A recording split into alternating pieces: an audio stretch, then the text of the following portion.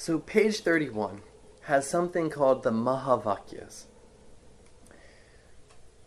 Understanding that these 4 parts of the Veda, each are getting more and more refined. Each of the 4 Vedas has various Upanishads that are giving the spiritual essence. The Mahavakyas are 1 or 2 words that are giving the entire essence of the Upanishad. The Upanishad is giving the entire essence of the mantra section. And then this one mantra is giving the essence of that entire Veda. So when we get this one Mahavakya, we get the entire Veda. We get its essence, its seed. And when we look at these, supreme knowledge is Brahman. I am Brahma. I am God. Aham asmi. Tattvamasi. You are that. The indwelling self is God. These are the essence of the Vedas. Clearly stated. This is what the Vedas are invoking. They're getting you to the place not where you memorize that and say, I am God, and then you forget when you slam your hand in the door of your car. It's getting you to the place where you're residing in that consciousness. Now, Vedic astrology is a limb of the Vedas. That's a Vedanga, a limb of the Vedas. Just like you have limbs, your arms and your hands, your feet, your legs, your hand is not doing something separate than what you want, if it's working properly. Your legs are taking you where you want to go. They're not going where they want to go while you want to go somewhere else. So Vedic astrology, as a limb of the Vedas, its goal is the same as the Vedas.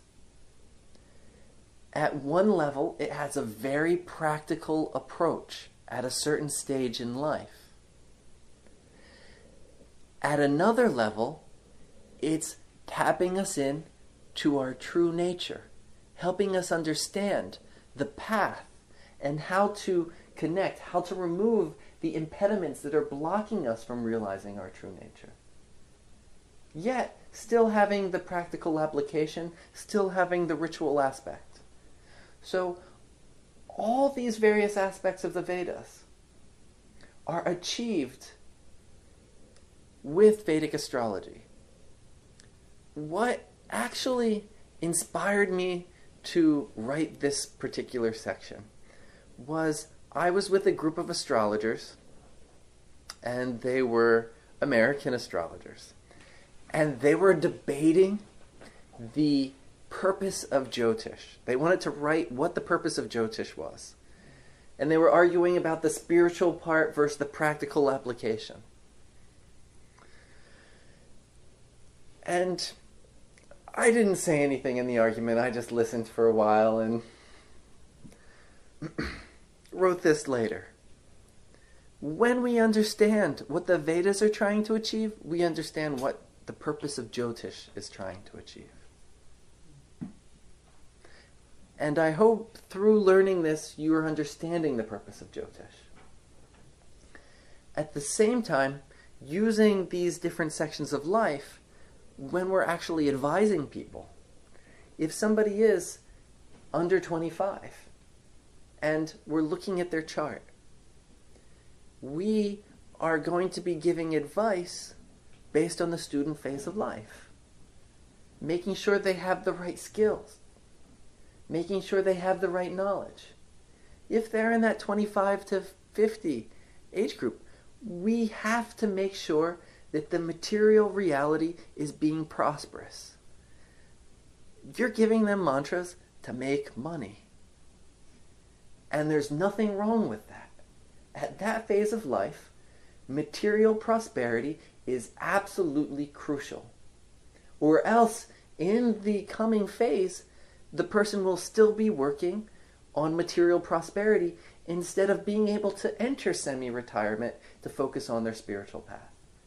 It's our goal as a Vedic astrologer to help them attain that prosperity in the correct phase of life. So as they get older, we can give them that spiritual level of advice, and they have the time to follow it. They have the time to do the mantras and the sadhanas. So we give advice as well according to this knowledge, for the purpose of this knowledge. The question is not very clear, but I mean, it seems that knowledge is found in between two paradoxes, two paradoxical positions, which will forever remain paradoxical.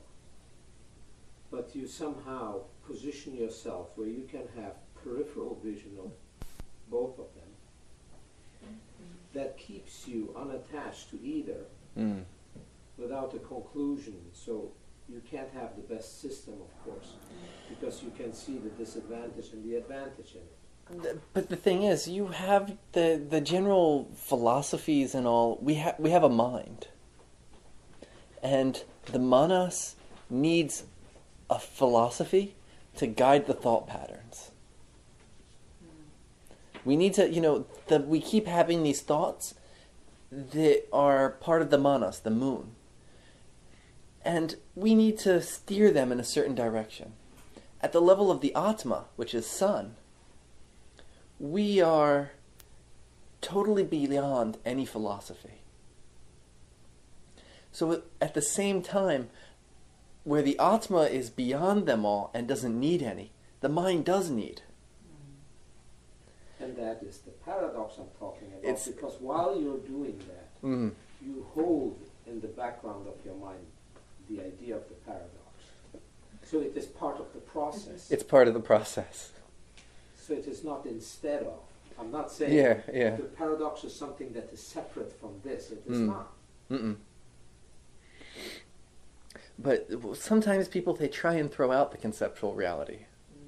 And it's not healthy on the level of mind.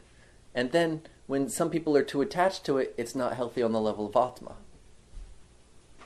So that in between is our healthy place for the mind, soul harmony.